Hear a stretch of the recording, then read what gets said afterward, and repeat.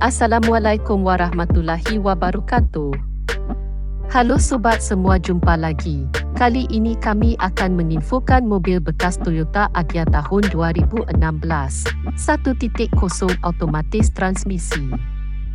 Kondisi bagus, terawat, interior bersih wangi. Kaki-kaki empuk nyaman. Mesin kering no rembes. Ban masih tebal. Cat original. Tidak ada perbaikan, tinggal pakai.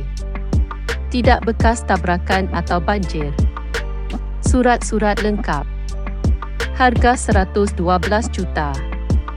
Unit ada di Pati Kota Kutuhaju, Jawa Tengah. Sekian dulu info dari kami. Semoga bermanfaat. Bila suka dengan informasi dari kami, silahkan subscribe. Terima kasih.